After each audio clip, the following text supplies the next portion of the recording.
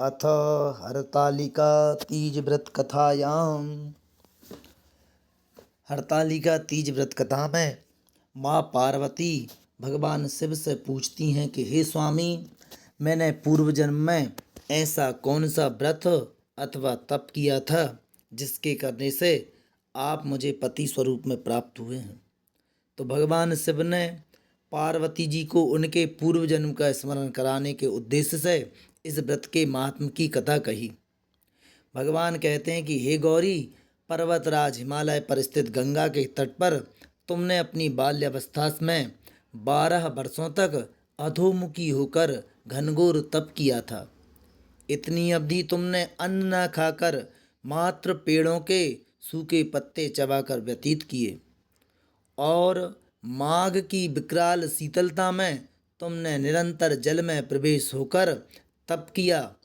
बैसाख को जला देने वाली गर्मी में तुमने पंचाग्नि से शरीर को तपाया और आगे श्रवण की मूसलधार वर्षा में खुले आसमान के नीचे बिना अन्न जल ग्रहण किए तुमने घनघोर तप किया। तुम्हारे पिता तुम्हारी इस कष्ट साध्य तपस्या को देखकर बड़े दुखी हो गए। उन्हें बड़ा क्लेश हुआ, बड़ा रंज हुआ। तब एक दिन तुम्हारी तपस्या तथा पिता के क्लेश को देखकर नारद जी तुम्हारे घर पधारे। तुम्हारे पिता ने हृदय से अतिथि सत्कार किया और उनके भगवान नारद जी का आने का कारण पूछा। नारद जी ने कहा कि हे गिरिराज, मैं भगवान विष्णु के भेजने पर यहाँ उपस्थित हुआ हूँ। आपकी कन्या ने बड़ा कठोर तप किया है। इससे प्रसन्न होकर वे आपकी पुत्री से विवाह करना चाहते हैं। इस संदर्भ में मैं आपकी राय जानना चाहता हूँ। नारद जी की बात सुनकर गिरिराज तो गदगद हो गए। उनके तो जैसे सारे क्लेश उसी समय दूर हो गए। वह प्रसन्नचित होकर बोले कि हे श्रीमान, हे नारद जी, यदि स्वयं भगवान विष्णु मेरी कन्या का वरण करना चाहते हैं तो भला मुझे क्या आपत्ति हो सकती है। वे तो साक्षात परब्रह्म हैं। हे महर्षि, ये तो हर पिता की इच्छा होती है कि उसकी पुत्री सुख संपदा से युक्त पति के घर की लक्ष्मी बने।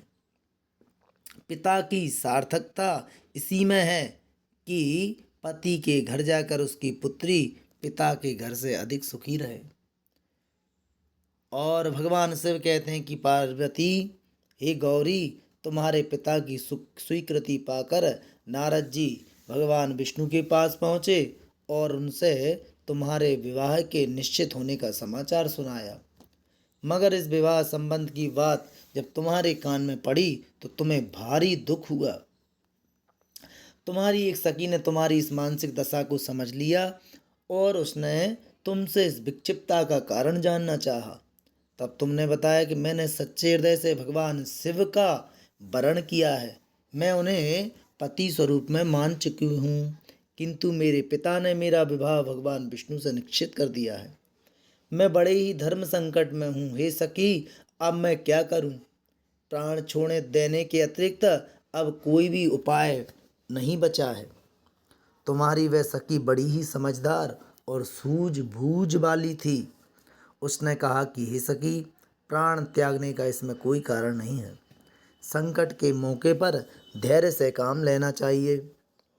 नारी के जीवन की सार्थकता इसी में है कि पति रूप में हृदय से जिसे एक बार स्वीकार कर लिया है, जीवन पर्यंत उसी से निर्वाह करे। सच्ची आस्था और एक निष्ठा के समक्ष तो ईश्वर को भी समर्पण करना पड़ता है। मैं तुम्हें घनघोर जंगल में ले चलती हूँ, जहाँ साधना स्थली भी हो और जहाँ तुम्हारे पिता तुम्हें खोज ना पाएं। वहाँ तुम साधना करना। मुझे विश्वास है कि ईश्वर अवश्य ही तुम्हारी सहायता करेंगे। हे गौरी, तुमने ऐसा ही किया। तुम्हारे पिता तुम्हें घर पर ना पाकर बड़े दुखी और चिंतित हुए। वे सोचने लगे कि मेरी पुत्री कहाँ चली गई। मैं भगवान विष्णु जी से उसके विवाह करने का प्रण कर चुका हूँ। यदि भगवान विष्णु बारात लेकर आ गए और कन्या घर पर नहीं हुई तो बड़ा अपमान होगा। मैं तो कहीं भी मुंह दिखाने के योग्य नहीं रहूँगा। यही सोचकर गिरिराज ने जोर शोर से तुम्हारी खोज शुरू करवा दी। इधर तुम्हें लोग खोजते रहे, तुम्हारी खोज होती रही, उधर तुम अपनी सखी के साथ नदी के तट पर एक गुफा में मेरी आराधना में लीन रहीं। ऐसे ही तपस्या करते करते भाद्रपद शुक्ल पक्ष की तृतीया को हस्त नक्षत्र था। उस दिन तुमने रेत के शिवलिंग का निर्माण कर कर मेरा व्रत और पूजन किया। रात भर मेरी स्तुति करती रहीं और गीत गाकर तुमने रात्रि जागरण किया। तुम्हारी इष्ट कष्ट साध तपस्या के प्रभाव से मेरा आसन डोलने लगा, मेरी समाधि टूट गई। मैं तुम्हारे समक्ष प्रकट हो गया और तुम्हारी तपस्या से प्रसन्न होकर तुमसे वर मांगने के लिए कहा। तब अपनी तपस्या के फलस्वरूप मुझे अपने समक्ष पाकर तुमने कहा कि मैं हृदय से आपको पति के रूप में वर्ण कर चुकी हूँ। यदि आप सचमुच मेरी तपस्या से प्रसन्न हो तो आप मुझे अपनी अर्धांगिनी के रूप में स्वीकार कर लीजिए। तब भगवान शिव कहते हैं कि मैं तथास्तु कहकर कैलाश पर्वत पर लौट आया।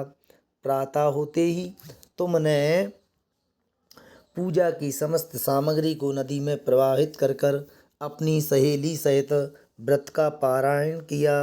उसी समय अपने मित्र बंधु व दरबारियों सहित गिरिराज तुम्हारे पिता तुम्हें खोजते खोजते वहां आ पहुँचे। तुम्हारी इष्ट कष्ट साध्य तपस्या का कारण तथा उद्देश्य पूछा। उस समय तुम्हारी दशा को देखकर गिरिराज अत्यधिक दुखी हुए और पीड़ा के कारण उनकी आंखों में आंसू उमड़ पड़े। तुमने उनके आंसू पहुँचते हुए विनम्र स्वर में कहा कि हे पिताजी, मैंने अपने जीवन का अधिकांश समय कठोर तपस्या में बिताया है। मेरी इस तपस्या का उद्देश्य केवल यही था कि मैं महादेव को पति के रूप में पाना चाहती हूँ। आज मैं अपनी तपस्या की कसौटी पर खरी उतरी हूँ। आप मेरा विवाह भगवान विष्णु के साथ करने जा रहे थे, इसलिए मैं अपने आराध्य की खोज में घर छोड़कर चली आई। अब मैं आपके साथ उसी शर्त पर घर जाऊंगी जब आप मेरा विवाह भगवान विष्णु से ना कर कर महादेव से करेंगे।